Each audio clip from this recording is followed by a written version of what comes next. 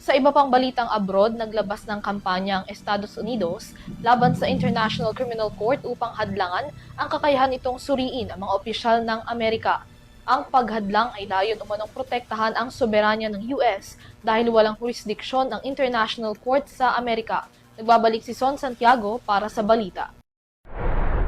Naglunsad ang Estados Unidos ng malawakang kampanya laban sa International Criminal Court o ICC upang pigilan ang kakayahan nitong mag-imbestiga o magsampa ng kaso laban sa mga opisyal ng Amerika.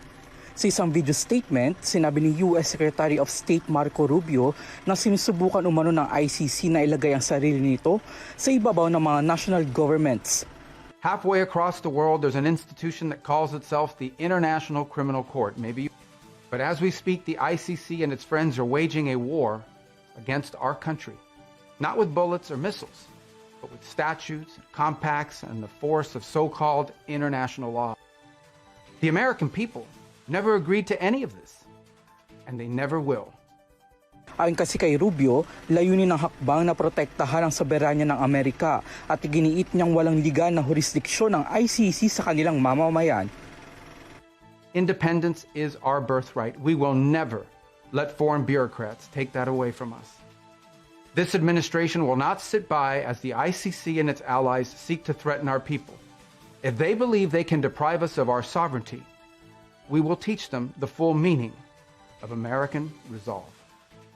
Matatandaan nilagdaan ng Estados Unidos ang Rome Statute na nagtatatag sa International Criminal Court, ngunit hindi nila ito niratipikahan. Dahil dito, matagal nang ipinaninindigan na ang Washington na walang jurisdiksyon ng ICC sa Amerika. Sa press release na inilabas ng kanyang tanggapan, kabilang sa mga hakbang na isinaalang-alang ng Washington ay ang pagbawi ng visa at travel bans laban sa mga opisyal ng ICC, pagpapataw ng mas mahigpit na sanksyon sa korte at mga kaalyadong organisasyon nito, at panawagan sa mga kaalyadong bansa na huwag kilalanin ang jurisdiksyon ng ICC sa mga opisyal at military o personel ng Amerika.